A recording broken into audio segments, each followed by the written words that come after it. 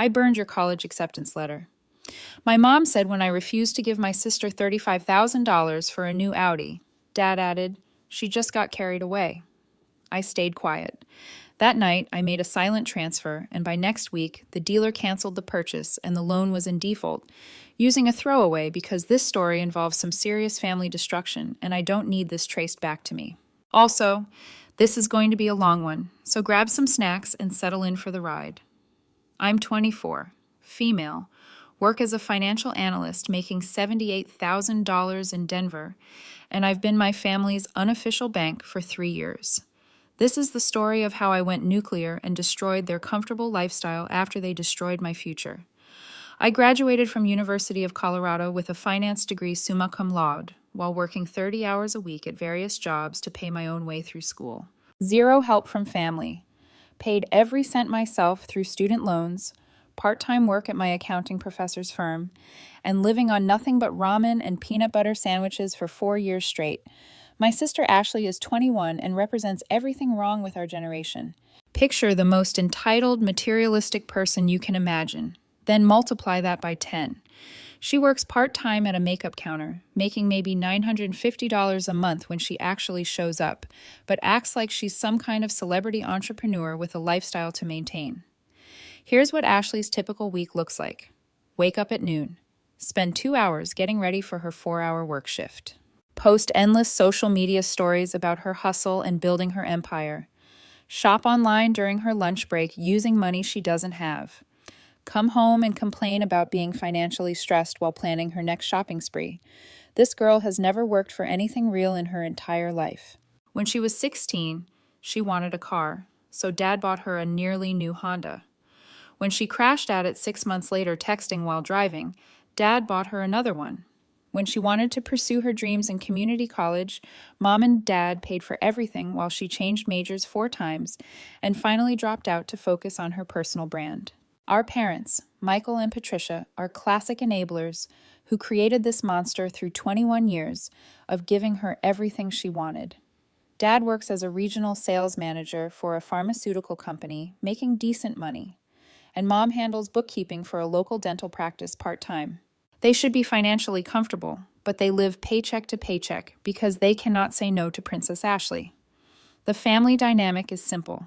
I'm the responsible one who never asks for anything, handles her own problems, and somehow that makes me the designated family bailout fund. Ashley is the baby who deserves everything handed to her because she exists, and occasionally graces us with her presence. For 3 years running, every time there's been a financial crisis, and trust me, there's always a financial crisis in this house. My phone rings. Car payment bounced because Ashley spent her paycheck on makeup. Call Beverly. Credit cards maxed out again? Call Beverly. Ashley needs money for her latest business venture, which was selling overpriced skincare products for exactly 2 months before she got bored. Call Beverly.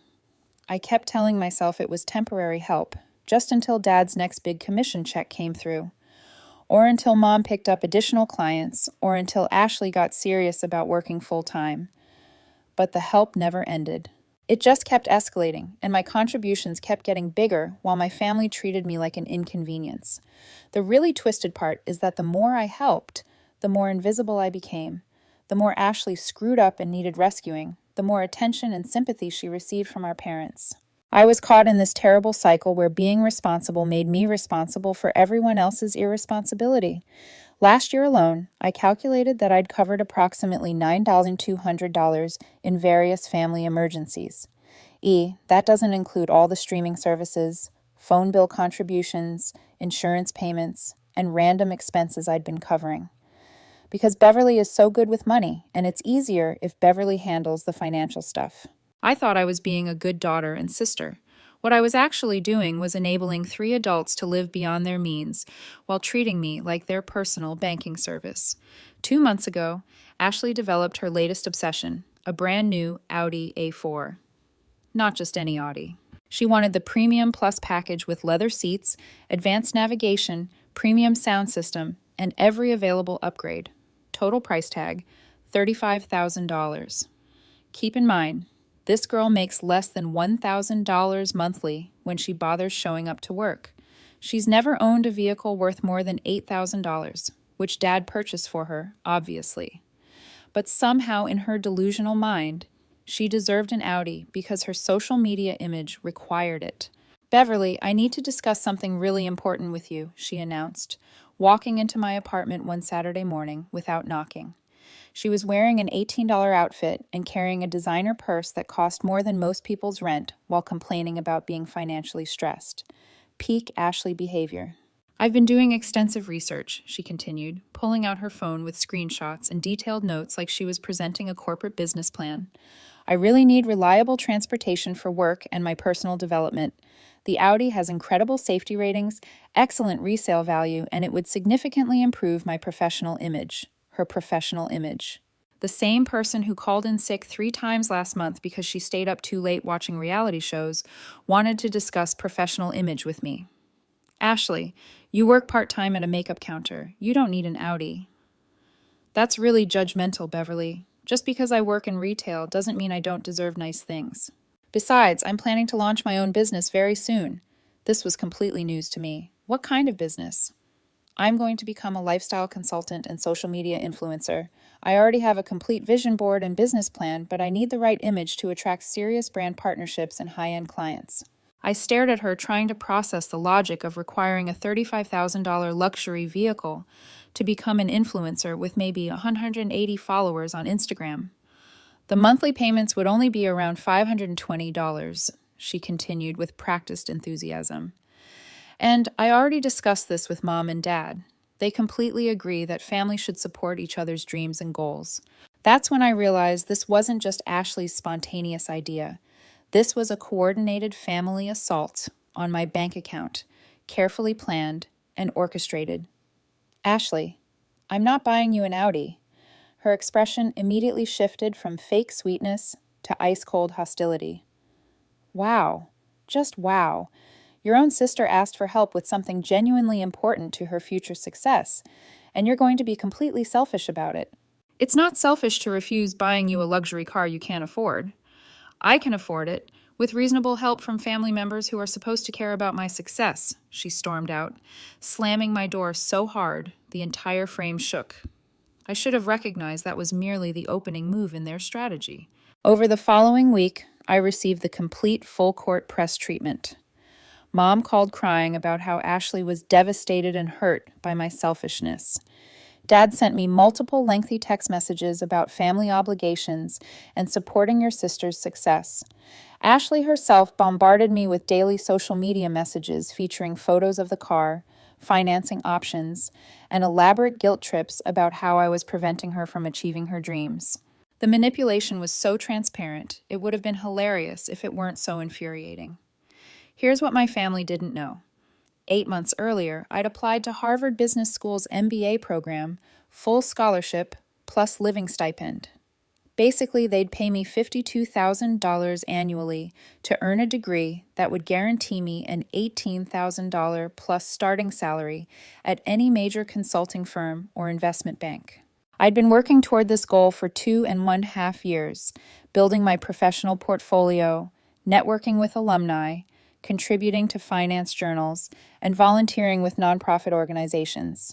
The application process alone required 4 months of nights and weekends, but I kept it completely secret from my family because I wanted it to be a surprise, something that might finally make them proud of my achievements instead of just dependent on my income. The acceptance letter arrived on a Wednesday. I must have read it 75 times, trying to make it feel real. Harvard Business School, full scholarship with stipend, research opportunities, everything I'd worked toward and dreamed about. I planned to announce it during Sunday dinner. Maybe celebrate my accomplishment for once instead of dealing with another family financial crisis.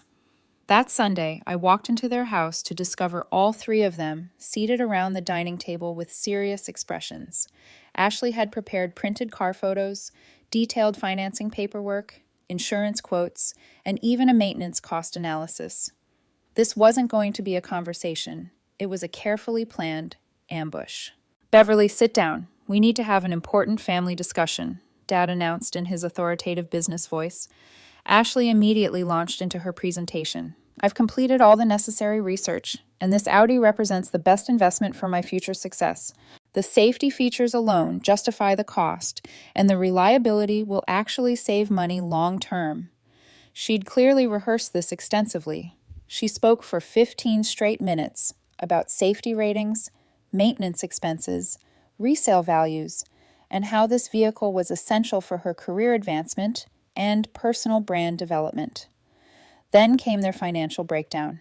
They'd calculated that if I covered the down payment, $9,000, and assisted with monthly payments for the first 18 months, Ashley could gradually assume the full payment responsibility herself. It's not like you're using that money for anything important anyway, Mom added helpfully. You live in that tiny apartment, never go anywhere exciting, don't even have a boyfriend to spend money on. Thanks, Mom. Really appreciate the life assessment. That's when I pulled out my Harvard acceptance letter. Actually, I am planning to use that money for something important. I got accepted to Harvard Business School, full scholarship with stipend. I handed the letter to Dad and watched his face as he read it. For approximately 5 seconds, I witnessed something resembling pride. Then I saw the exact moment it transformed into irritation. Graduate school, he said, like I just announced plans to join a religious cult. More years of being a student instead of contributing to this family's needs. It's a full scholarship, Dad. They're paying me to attend. This could establish me for a career earning $200,000 annually. Ashley rolled her eyes dramatically. So you're just going to abandon your family for 2 years while we struggle here? I've been helping with your struggles for 3 years straight, I replied, attempting to keep my voice calm. What struggles? She snapped back. We're doing perfectly fine. I almost laughed out loud. Ashley, I've paid your phone bills, streaming services, covered your car repairs, bailed you out when you overdrafted your account 8 times. I've contributed to mortgage payments, utility bills, groceries. Nobody forced you to do that, she interrupted angrily. You literally did ask me. You all did constantly. Dad cleared his throat loudly. Look, Beverly, we appreciate your past help, but this Audi situation has time constraints. The dealership informed us the financing rate expires this week, and Harvard also has deadlines. I need to confirm my acceptance by Friday. That's when Mom delivered the devastating blow. Beverly, honey, you need to consider what's truly important here. Ashley is trying to build a real life and establish a career. This graduate school thing is it's selfish. You're thinking about yourself instead of your family's needs. Selfish. There was the word I'd been waiting for. Choose, Ashley declared, crossing her arms defiantly. Help me get this car or go play student for 2 more years and abandon your family. I looked at my Harvard acceptance letter in Dad's hands. 2 years at the most prestigious business school in the world. A guaranteed pathway to complete financial independence.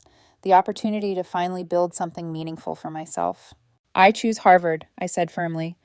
That's when Ashley grabbed the letter from Dad's hands and walked directly to their fireplace. Oops, she said with a cold smile and dropped my acceptance letter into the flames. I watched 2.5 years of work and planning curl up and turn to ash. The Harvard letterhead, the scholarship details, the program information, my entire future gone in 30 seconds. She's just emotional right now, Mom said casually, like Ashley had spilled coffee instead of destroying my life's biggest achievement. We can work through this situation. No, I said quietly, standing up. We absolutely cannot. I walked out of their house and never looked back.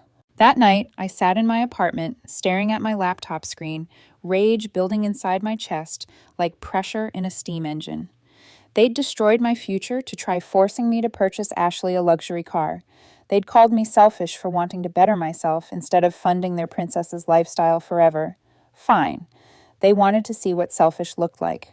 I'd show them exactly what selfish looked like. That night, I did something I should have done 3 years ago. I calculated the actual total of money I'd given this family. I opened my online banking and started reviewing 3 full years of transactions, transfers to their accounts, payments made on their behalf, subscriptions I was covering, temporary loans that were never repaid. The numbers were absolutely staggering. Monthly subscriptions I was paying Netflix, Hulu, Disney Plus, Amazon Prime, $67 per month. Ashley's Spotify Premium and YouTube Premium, $18 per month. Mom's gym membership she used maybe twice, $85 per month. regular emergency transfers, mortgage assistance during Dad's slow commission months, $650 per month average. Utility bills when they came up short, $220 per month average. Major temporary loans never repaid. Ashley's spring break trip to Miami, $2,100. Emergency transmission repair for Mom, $2,800. The total over 3 years was massive. I'd been bankrolling their entire lifestyle for 3 years, while they treated me like an inconvenience they occasionally had to tolerate. I was funding Ashley's luxury lifestyle while she called me selfish for refusing to buy her an Audi.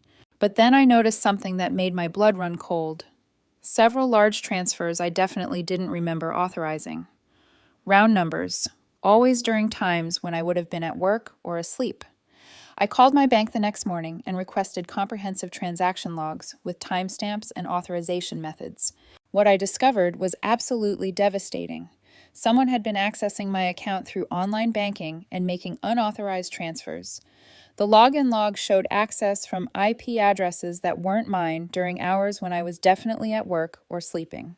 They'd somehow figured out my banking password and had been stealing money directly from my account for 8 months. The most recent theft was $6,000, transferred just 4 days ago, precisely when they'd started their coordinated pressure campaign about Ashley's Audi. I immediately called the bank's fraud department and spent 2 hours filing a comprehensive report. Then I did something I should have done years earlier. I logged into every single account I'd been helping them manage and started documenting everything systematically. Their mortgage account revealed they were actually 4 months behind before my assistance began. Their credit cards were completely maxed out, with minimum payments being made through automatic transfers from my account. Transfers I'd originally set up, but which had been increased without my knowledge or consent. The phone bill I was covering included premium international calling, upgraded unlimited data plans for everyone, device insurance, and monthly phone upgrades that cost more than most people's car payments. They hadn't just been taking my generous help for granted.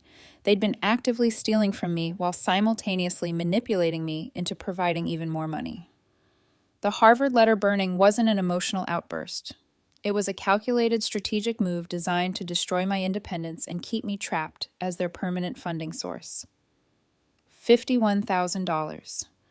3 years of systematic manipulation and outright theft. My future literally burned to ashes to maintain me as their personal ATM.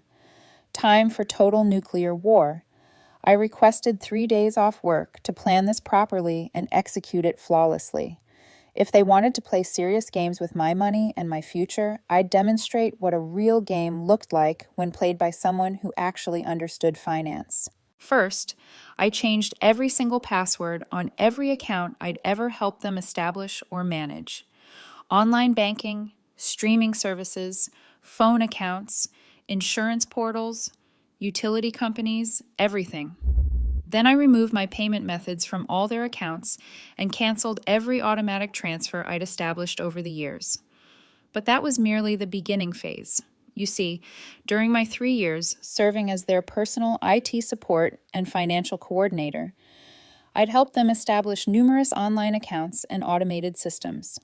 And because they're all completely helpless with technology, I still had access to most of their financial infrastructure. Phase 1.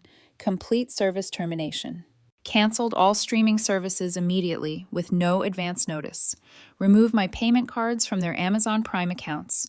Canceled the premium cable package Dad loved. Downgraded their family phone plan to basic service with minimal data. Stopped all mortgage assistance transfers. Removed overdraft protection linked to my accounts. Canceled their cloud storage services. Terminated the gym membership Mom never used. Phase 2. Credit score destruction. Here's where my finance background became extremely useful. I knew their credit cards had automatic minimum payments configured from my account. When those payments started bouncing, it would immediately trigger late fees, penalty interest rate increases, and negative credit reporting. I also knew Dad had been using my excellent credit score as a reference for his business loan applications and credit line increases. I contacted all 3 credit bureaus and placed fraud alerts on my credit report, specifically noting that my information should never be used for anyone else's applications. Phase 3, the Audi trap. Remember how excited Ashley was about getting approved for that Audi financing? Well, that approval was based on a co-signer application using my personal information and credit score, information I had never agreed to provide or authorize. I contacted the dealership's finance department and informed them my identity had been used fraudulently on the loan application. I provided comprehensive documentation from my bank's fraud investigation and formally requested immediate cancellation of the financing agreement. The Audi deal died instantly and permanently. Phase 4, employment consequences. This strategy required patience, but I knew it would be devastatingly effective. Ashley had been calling in sick constantly at her makeup counter job, and her manager was already frustrated with her reliability issues, but she kept missing work because she always had financial backup from somewhere, me, when she needed it. I couldn't directly cause her to lose her job, but I could completely remove her safety net. No more money from Big Sister meant she'd actually have to show up consistently or face real consequences for the first time in her life. Phase 5, social media reality check. Ashley's entire identity was constructed around appearing successful and affluent on social media. Designer clothes, expensive makeup, fancy restaurant dinners, weekend trips, all funded by my loans, that she conveniently never mentioned to her followers. I didn't need to do anything directly to her social media presence. Without my financial support, maintaining that fake lifestyle would become completely impossible. The artificial influencer image would collapse naturally under its own weight. By Thursday evening, Phase 1 was fully operational. I sat back and prepared to watch the show begin. Friday morning at 6:45 a.m., my phone started ringing. "Beverly, what the heck is wrong with Netflix?" Ashley's voice was high-pitched with panic and confusion. "I don't know. Did you pay the subscription?" "Why would I pay it? It's always been automatically paid." "Not anymore." She hung up immediately. 15 minutes later, Mom called. "Beverly, sweetheart, there seems to be some kind of problem with our cable service, and the phone company left a message about a payment issue. Sounds like you need to contact them directly and resolve it." "Not anymore," I replied. Dad called during my lunch break. "Daughter, we need to have a serious conversation. There are multiple issues with our accounts, and the bank called saying our mortgage payment is going to be late. That sounds unfortunate." "Beverly, what exactly is happening here?" "I'm reallocating my financial priorities," I said. "You know, being selfish like you told me I was." The silence on the other end was absolutely beautiful. By Friday evening, they were in complete panic mode. The Audi deal had exploded spectacularly. Ashley's phone was restricted to emergency calls only.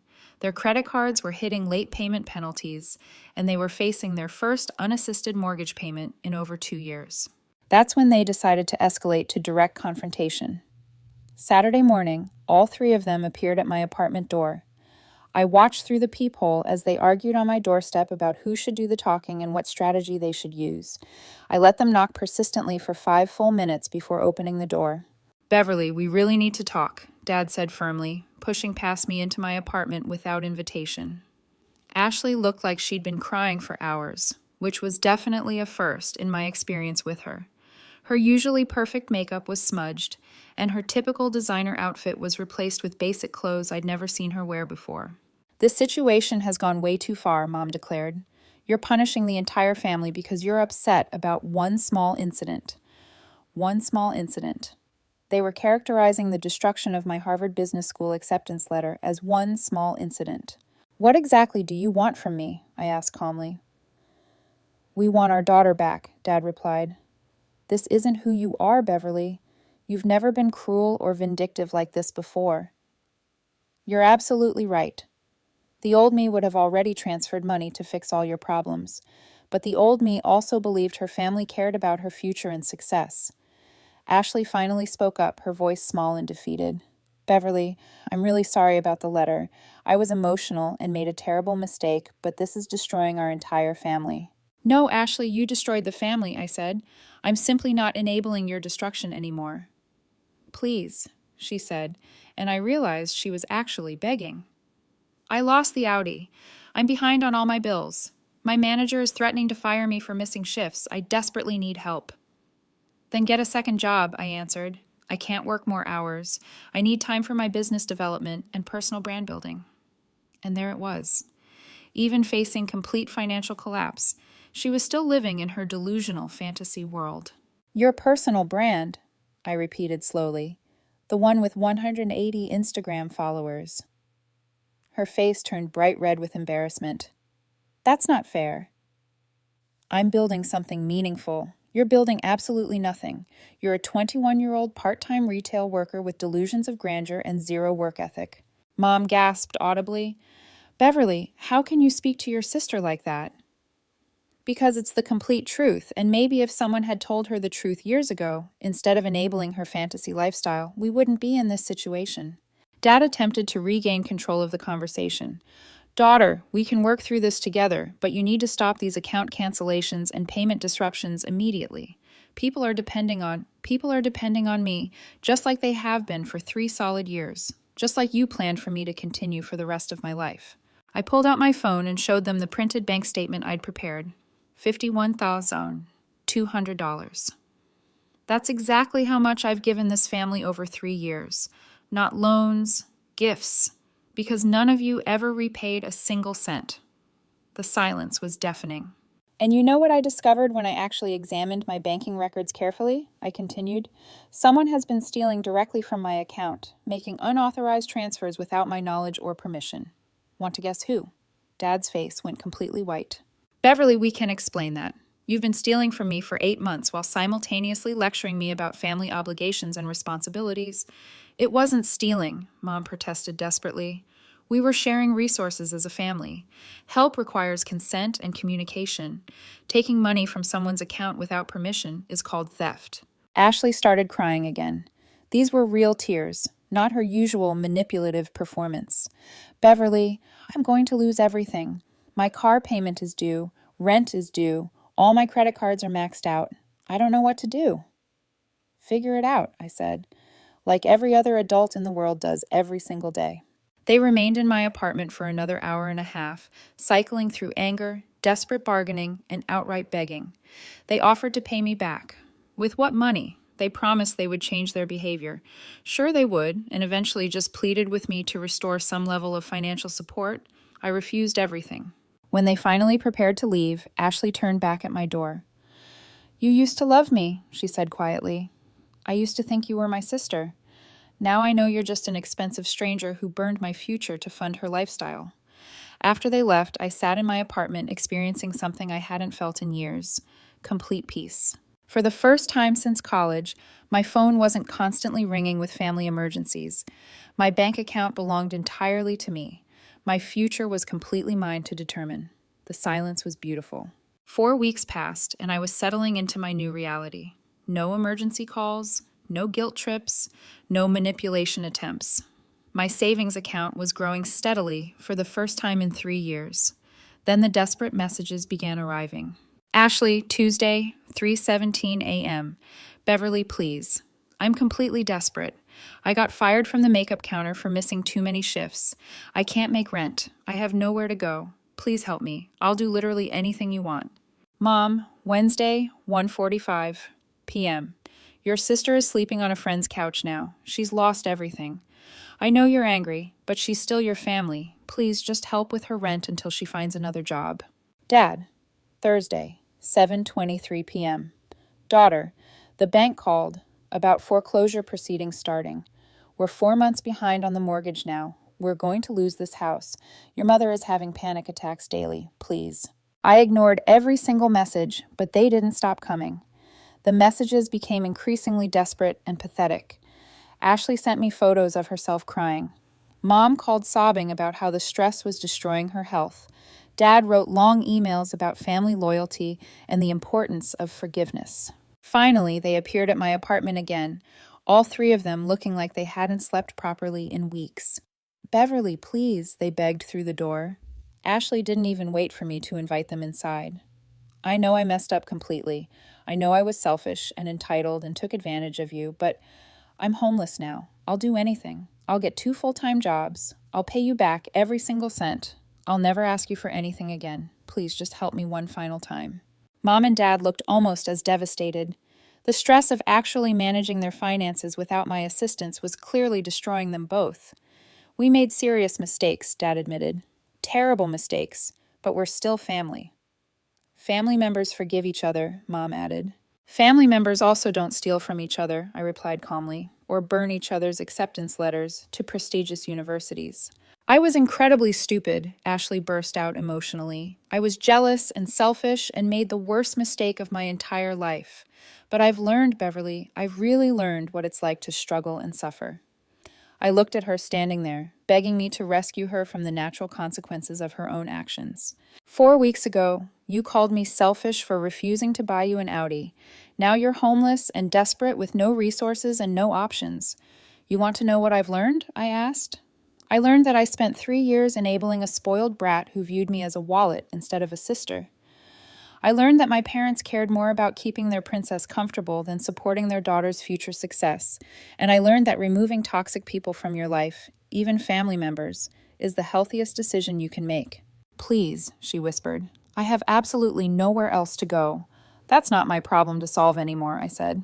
Dad's voice cracked completely. Beverly, we don't have access to that kind of money. Then find it. Sell the house. Take out loans. Liquidate your retirement accounts. Figure it out like adults. That's completely impossible, Mom protested. So was getting another Harvard Business School acceptance letter. But you didn't care about impossible when it was my problem to solve. Ashley collapsed into one of my chairs. I destroyed everything, she said quietly. My life, your life, our entire family, all for a stupid car. Yes, you absolutely did. She looked up at me with tears streaming down her face. Do you hate me now? I thought about her question honestly. No, I don't hate you, but I don't love you either. You're nothing to me now. That statement broke her completely. She started sobbing uncontrollably, genuine heartbreak at realizing she'd permanently destroyed the one relationship that had always been there for her. They left that night with nothing. No money, no promises, no hope for rescue. Over the following months, I watched their lives continue falling apart through social media updates and mutual acquaintances.